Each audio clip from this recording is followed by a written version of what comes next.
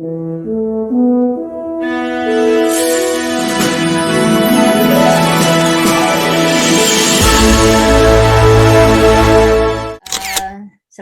warahmatullahi wabarakatuh, Pak Dubes Zuhairi, Bang Dubes Rizal Sukma, Bang Fahri, mungkin kalau masih ada di bersama kita, Pak Dekan, Suaidi, dan juga teman-teman yang lain. Sangat senang sekali.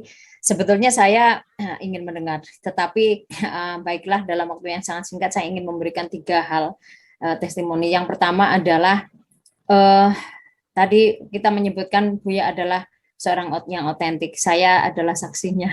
Jadi ketika beliau wafat, pembicaraan selanjutnya adalah bahwa sebagai penerima anugerah bintang jasa utama, Buya Syafi'i, di Presiden memberikan arahan bahwa Buya Syafi'i dimakamkan di Taman Pahlawan. Dan saya secara imajiner berdialog kira-kira gitu ya dengan Buya Syafi'i, bahwa beliau mengetahui, karena di dalam SK nomor 85 TK tahun 2015 itu disebutkan bahwa penerima bintang jasa utama itu dapat dimakamkan di Taman Pahlawan. Otentisitas beliau adalah karena beliau tahu, maka beliau ketika sudah merasakan bahwa beliau sering masuk rumah sakit, beliau menelpon Pak Ketum, Prof. Haidar, menanyakan apakah Muhammadiyah mempunyai, apakah Taman Makam Muhammadiyah Husnul Khotimah sudah selesai atau sudah dapat dipakai. Nah, kemudian beliau menyampaikan kepada Prof. Haidar bahwa beliau mohon untuk mendapatkan tempat di Taman Husnul Khotimah itu. Nah, itulah kemudian perbincangan tentang pemakaman di Taman Pahlawan antara saya, Mas Tafsus Menko Polhukam, Pak Menko Polhukam, Mas Hoirul, kemudian juga Pak Mensesnek, kemudian pupus karena Pak Ketum menyampaikan atas nama keluarga dan juga PP Muhammadiyah bahwa Buya berkendak untuk dimakamkan di Taman Husnul Khotimah. Artinya betapa beliau adalah seorang yang otentik, bahkan ketika akan wafat pun beliau tidak ingin dikenang atau beliau tidak ingin ditempatkan di tempat yang memang bukan yang beliau kehendaki. Beliau sangat mencintai rakyat dan beliau ingin juga nantinya bersama-sama dengan kader-kader Muhammadiyah yang disayangi. Itu yang pertama. Kedua, saya mempunyai kesempatan yang sangat berharga menjadi murid Buya Syafi'i selama 1 tahun di dalam persiapan pembibitan dosen ke luar negeri. Dan saya termasuk sekian dari murid beliau yang sebetulnya mengikuti dan menyaksikan adanya kegundahan Buya Syafi'i dari sosok yang sebetulnya sebelum ke Amerika itu beliau adalah pendukung dari negara Islam, setidaknya sesuai seperti yang dikehendaki Masyumi. Ya, pada waktu itu beliau mengajarkan kepada kita dalam waktu setahun bagaimana proses-proses pergeseran pemikiran dari Buya Syafi'i sampai pada satu titik di mana Buya sendiri pada waktu itu menyampaikan, ya, dan terus diulangi ketika ketemu dengan saya di beberapa kesempatan, bahwa kecintaan beliau terhadap Islam adalah 100% dan kecintaan terhadap Indonesia adalah 100%. Beliau menyampaikan bahwa bangsa ini bukan sesuatu yang terberi. Bangsa ini adalah sesuatu yang diupayakan bersama. Beliau menyampaikan demikian, dan pada waktu itu saya belum terlalu mengetahui apa yang dimaksud oleh Buya sampai ketika saya belajar di Monash bersama Bang Fahri dan juga almarhum teman saya Profesor Helmi. Itulah kemudian saya merangkai apa yang sebetulnya menjadi kegundahan Buya.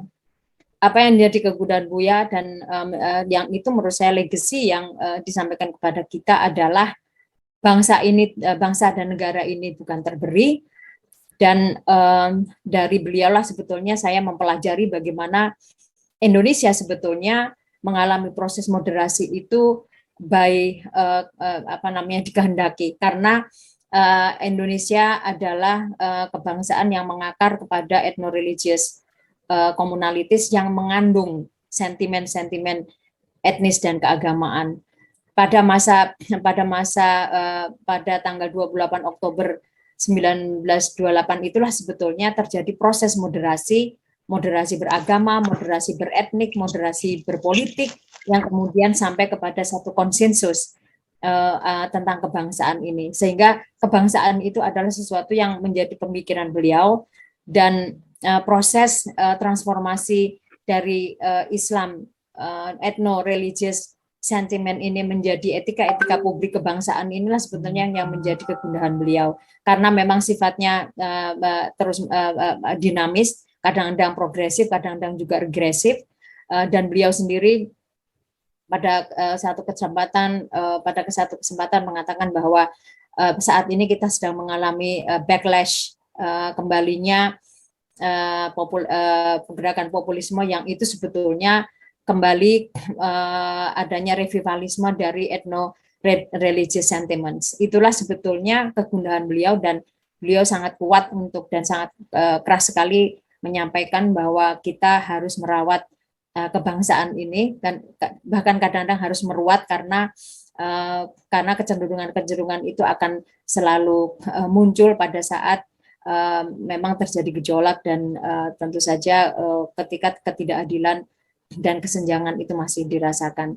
Nah, saya kira itu satu hal yang sangat saya pegang betul, dan itu menjadi bagian dari framework saya ketika membicarakan tentang masalah Islam dan kebangsaan. Dan yang terakhir, Buyalah sebetulnya yang mengajak dan meyakinkan saya dengan Pak Amin Abdullah bahwa perempuan itu harus ada di Majelis Tarjih.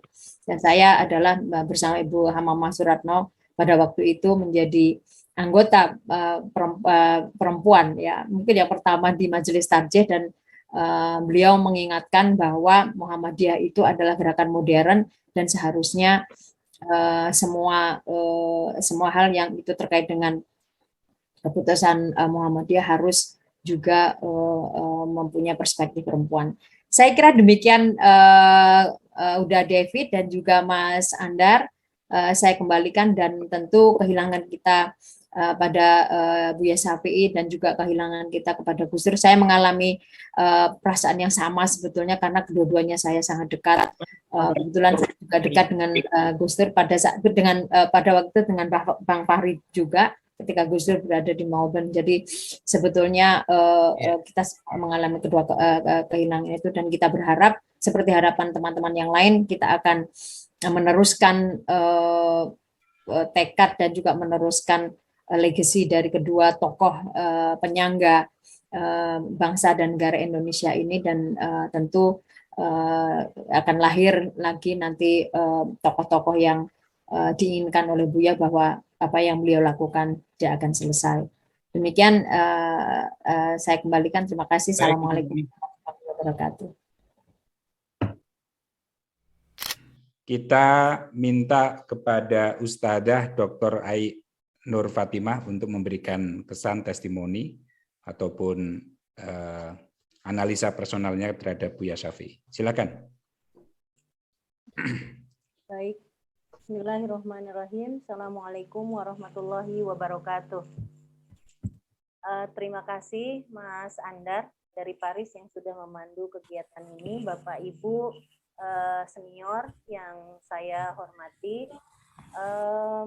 Saya sempat menulis di ulang tahun Buya Syafi'i ke-78, waktu itu juga bertepatan dengan ulang tahun Ma'arif Institute tahun 2013 begitu ya, tahun 2013, dan saya mengingat tulisan itu saya tulis betul-betul refleksi pribadi sebetulnya, jadi tidak ada teori sama sekali, tidak ada juga yang sangat akademik, itu tidak ada, tetapi betul-betul bagaimana Buya menginspirasi saya dan memotivasi yang saya rasakan adalah memotivasi anak muda dan juga kader perempuan di Muhammadiyah untuk bisa sekolah lagi.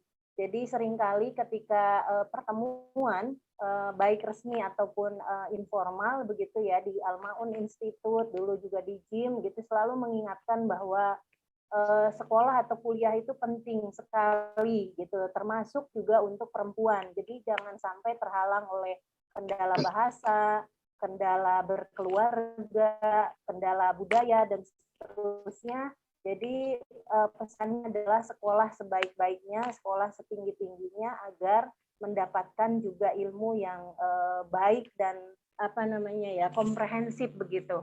Itu yang kesan yang menurut saya sangat mendalam di tengah awal tahun 2000-an itu agak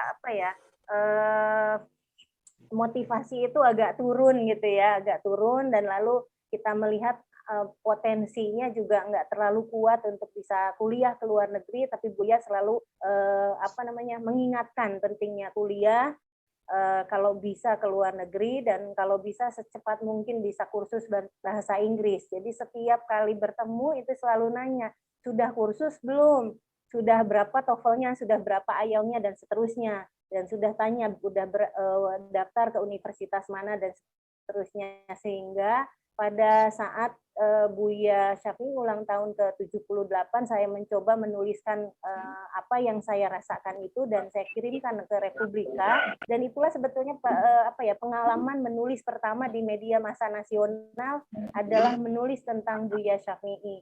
Jadi bagaimana menjadi intelektualitas sejati itu sepakat tadi saya dengan pembicara sebelumnya harus diawali dengan pergulatan yang dirasakan sendiri begitu. Jadi tidak bisa menjadi intelektual yang tiba-tiba, tapi betul-betul berjuang satu demi satu, termasuk waktu itu menaklukkan IELTS dan TOEFL begitu. Itu juga pesan Buya, ya bisa, harus ditaklukkan begitu kalau mau kuliah di Eropa atau di negara-negara barat, karena alatnya adalah bahasa Inggris. Dan seterusnya ketika sudah kuliah, pertanggungjawabkanlah intelektualitas dan pengalaman akademik yang sudah dilalui di luar negeri itu dengan sebaik mungkin, yang bisa memberikan kemaslahatan dan kemanfaatan untuk masyarakat seluas mungkin begitu ya, tanpa ada sekat budaya, sekat agama, sekat organisasi, dan seterusnya. Jadi hal-hal itu yang saya kira sangat mendalam ya, terasa gitu. Terasa sampai sekarang begitu ya, bagaimana Buya itu sudah meletakkan dasar-dasar dan prinsip-prinsip yang sangat baik begitu ya untuk perjalanan akademis banyak anak muda. Saya kira pada waktu itu Buya juga tidak ragu untuk memberikan rekomendasi untuk kuliah ke luar negeri ya. Saya lihat sendiri banyak yang diberikan rekomendasi waktu itu awal tahun 2000-an begitu ya, menjelang akhir tahun 2006 2007 gitu. Itu selain saya banyak yang sangat diperhatikan oleh Buya, dan lalu diberikan rekomendasi dan selalu tanya, kemarin aktif di mana dan nanti mau aktif di mana, dan seterusnya, dan jangan lupa untuk mengabdi kepada bangsa dengan sebaik-baiknya dengan ilmu yang nanti kamu bisa miliki setelah pulang ke tanah air. Saya kira itu Mas Andar. Terima kasih banyak Bapak Ibu semua. Mudah-mudahan kita bisa melanjutkan perjuangan dan cita-cita baik yang sudah diletakkan oleh Buya Syafi'i kepada kita semua. Assalamualaikum warahmatullahi wabarakatuh. Waalaikumsalam warahmatullahi wabarakatuh. Terima kasih.